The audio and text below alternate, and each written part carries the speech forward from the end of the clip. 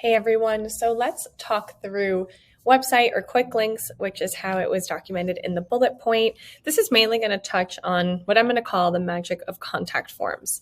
So we are going to lovingly pick on Beekman 1802, who's done a great job of building this out.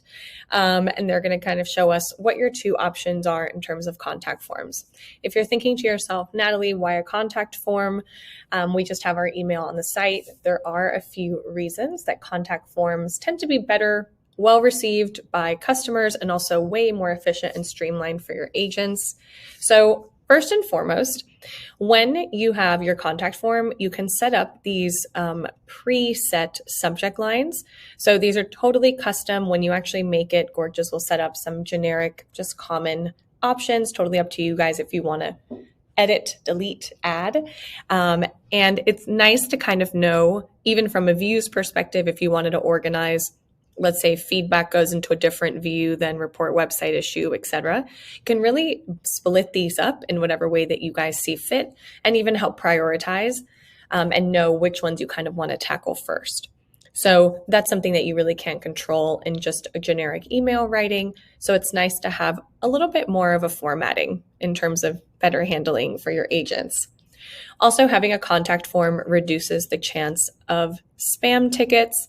Spam is a nuisance for everyone. That is not going away anytime soon. They're keeping up and getting smarter and smarter. But having this form is a nice blocker that can help add like an additional level of security to avoid those spam tickets instead of just blasting one email address like help@help.com. Also important to note, if that is a huge kind of bug or kind of annoyance for the team, you can always add like a reCAPTCHA component here to be a further layer of security. It's not native within Gorgias, but I know some people that it's kind of worthwhile, but it does help. This also does track what people are kind of writing in about. So we can pull stats for the help center and the contact form specifically. What's your drop-off rate? Where are people kind of writing in about the most in terms of just quantitating this data? So there's a little bit more control than an email. And then also, one thing that I think is particularly nice is that this form is also going to have access, depending on if you guys are subscribed to that automate feature. This is just a good plug because I think it's probably what gets used the most. They're going to have access to their portal information and your flows. So instead of them just getting to a generic email text, body box and say, hey, can't find my order, they'll immediately see this and be like, oh, maybe I can find the answer to that immediately. So let me click on this track order and save a ticket. Any of these interactions that they try to do on their own, you will get the actual stats behind it. So how many people clicked track order today? How many did return order and still needed agent intervention after the fact? All of that's going to get tracked. But unless they actually write into an agent, none of these clicks are going to generate a ticket that's going to appear in your views. So don't go crazy and kind of, worry, oh no, all these people are clicking, our views are going to go nuts. Definitely not the case. These are all automated interactions. Last but not least, seems obvious, but just in case we'll flag, it keeps people on your website. When you have the experience of them just clicking on an email address, it's going to bring up a pop-up. Their inbox is going to factor in. It's very distracting. It's easy to kind of get lost in your inbox or just kind of forget where you were depending on how many tabs they have open. Let's try to keep the customers on your site at all times. You do have two routes that you can go about the contact center or the contact form rather. It can be a standalone form just like this one. So on your site, you guys can have at either the header or the footer a contact form link and then put in your direct URL to lead them here. That's what we consider a standalone contact form. And then you can also do one that lives within your help center. Obviously, this is the most recommended just because it also has, as we saw in the other one, the portal options, flows, but it also is going to contain your articles, just giving customers as much information as possible, regardless of if the team is online or not. You can also control where this contact us bar that links to the help center goes. See, if we click this, we're taken to the same thing. It can be on the top of the page or on the bottom. Obviously, if we're encouraging deflection, we keep it at the bottom, but it's a nice win-win to have everything for your customers in one place and hopefully less for your agents in terms of these low-hanging fruit, easy questions. Hey, everybody. Now that we've talked about websites and links, let's talk about processes. So, planning ahead for what the worst case scenario is, it's sometimes scary to talk about, but it's scarier to have it sprung on you by surprise. So, we're going to talk about that and how to preemptively plan for such instances. And then we're also going to talk about properly testing and what to review prior to, in general, Q4. But of course, we're highlighting Black Friday, Cyber Monday. So what to prepare for that specifically. And then how to make sure you're really relying on your automation features to work for you and not against you. So let's get right into it. So in terms of escalations, if we follow that old adage of like, what can go wrong will go wrong. You really want to make sure that you guys talk about what is the worst case scenario for you guys as a whole. Is it the website down? Is it a coupon code not working, et cetera? I'm sure you guys can list many worst case scenarios. You've all kind of gone through it in some capacity. So we basically want to make sure that you're setting everything up in your favor. So there's a few things that I want to point out here. So one big thing to think through, if you have not done this already, is think through your ticket assignment settings.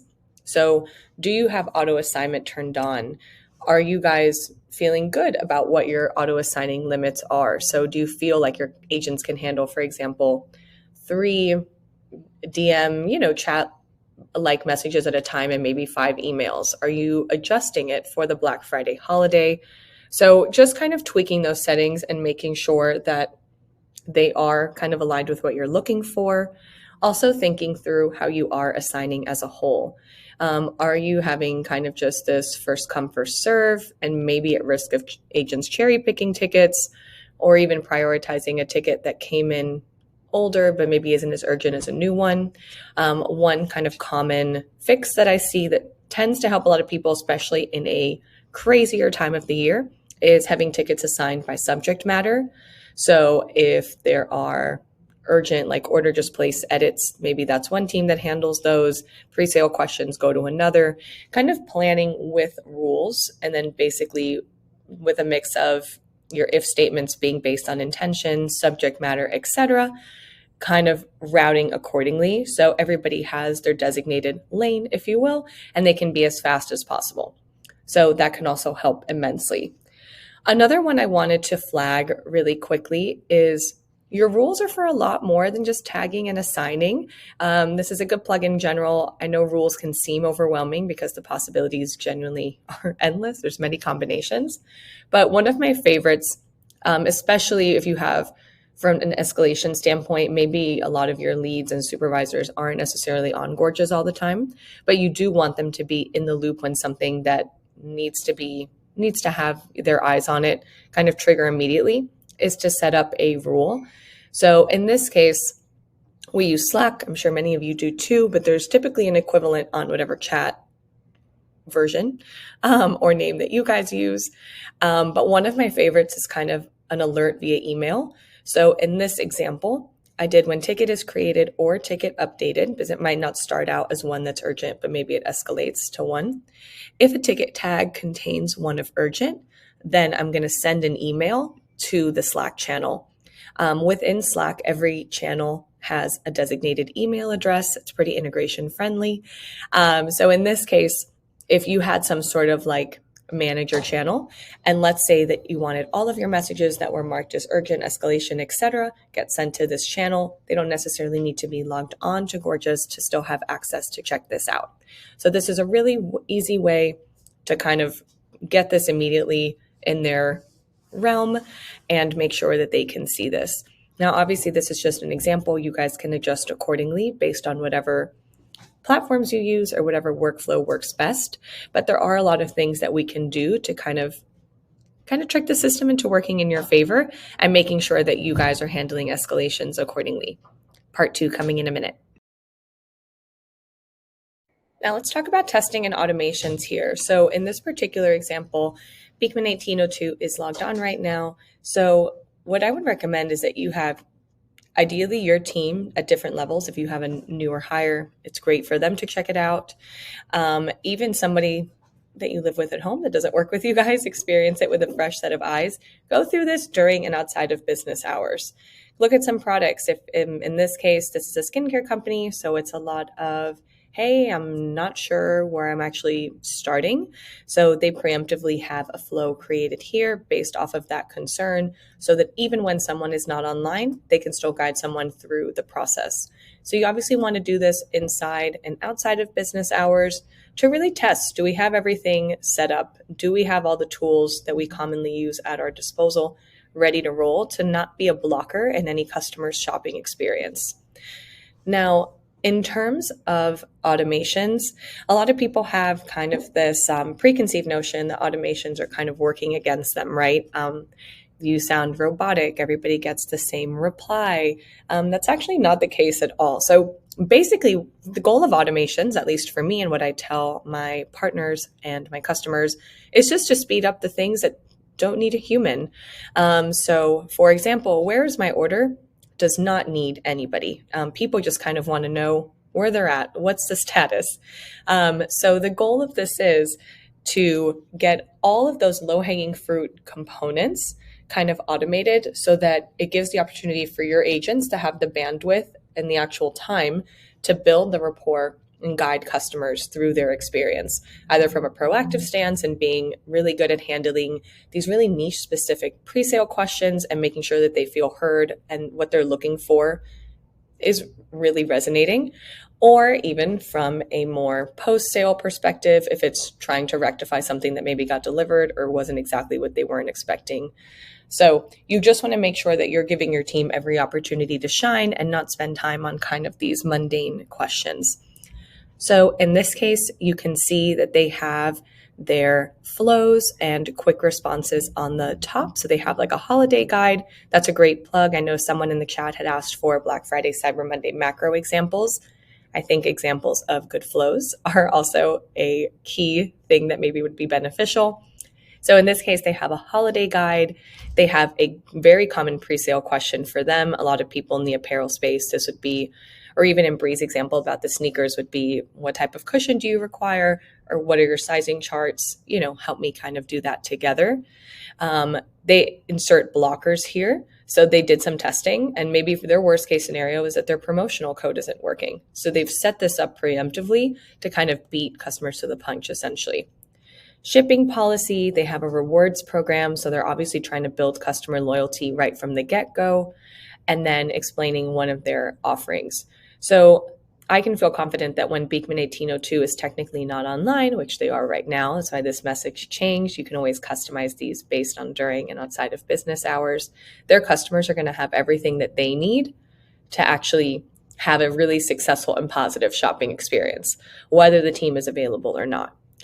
Good to plug too that you can change the orders of these. So if you want to track and manage orders at the top with a little bit of custom coding, it's not as complex as it sounds, but we do have help docs on it if you need a little bit of support.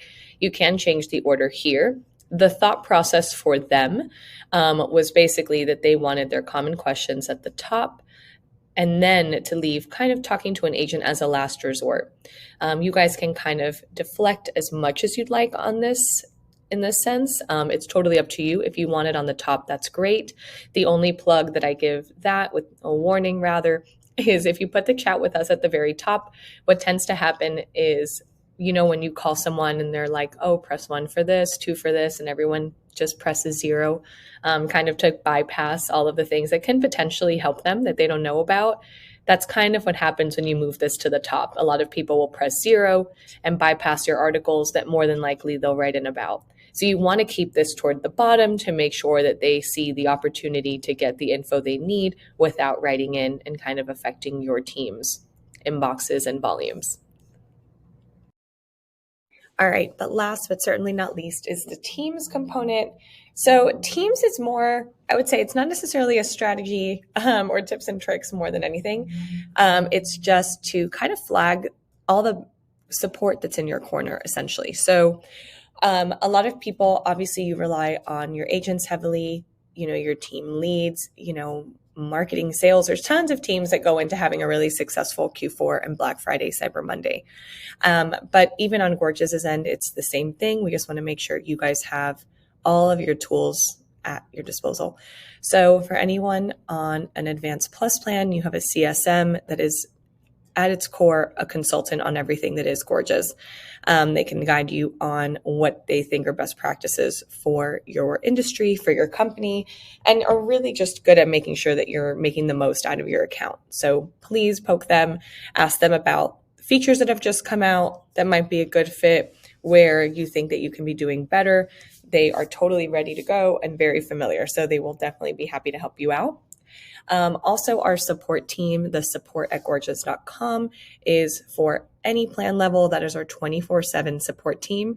They are all over the world, so genuinely 24/7, and know the ins and outs of this platform. So even if you have a little bit more of a technical question, so maybe building a custom integration, they can absolutely help you out, or even be a second set of eyes if you have a rule that you made that you're not 100% confident that maybe you executed exactly right. So they are more than happy to jump in there. And also, last but not least, there are rather, agency partners that Gorgias works with. So a lot of people, when they think partners or agencies, what comes to mind is outsourcing for agents. That is a great resource, and especially for Q4, that is their bread and butter, and they are very good at ramping up agents quickly, but making sure that they still have your brand, voice, and focus in mind. So absolutely, if that's something that you're interested, we can help you with. But agencies can also help with optimization and implementation. So let's say from past Q4s and past Black Friday, Cyber Mondays, that your team really struggled. Your first response time went up hours. You guys weren't able to kind of handle the volume, and you're kind of nervous of a repeat situation. You can work with an agency specifically for that hurdle. Hey, we have a goal of getting to 1 hour for email and 5 minutes chat response time during Q4. Can you help us execute that? And they can definitely do that for you. So partners can definitely help with certain goals or just things, metrics that you're trying to achieve. Like, let's say you have a goal of a 4.9% CSAT in Q4, which is very ambitious. So kudos to anybody that's kind of hit that in the past. They can help you get there just with really strategic kind of working together with you. And then last but not least, they can help with implementation. So if any of you have signed up for Automate, or you just started working with Klaviyo or any third-party platform, and you're not really sure how to do the setup, whether it's custom or a native integration, they can do that for you. I would say the biggest differentiator between a CSM or a support team, for example, versus an agency partner is that a CSM and support can kind of do a more consultative role and guide you into what you should do. And the agency is much more hands-on and can do it for you, all depending on how much kind of leeway you want to give them or freedom. But there are people that can definitely do these things if the actual bandwidth is not necessarily there, or you guys are prioritizing your time on other things. So we just want to make sure you know that what you have available to you. I believe Matt is going to put a link to these Find the Right Partner page that I'm looking at here. You can always reach out to us, but hopefully this has been helpful. And I'm very excited to hear how well everyone's Black Friday, Cyber Monday goes. It was a pleasure. Have a great day, guys.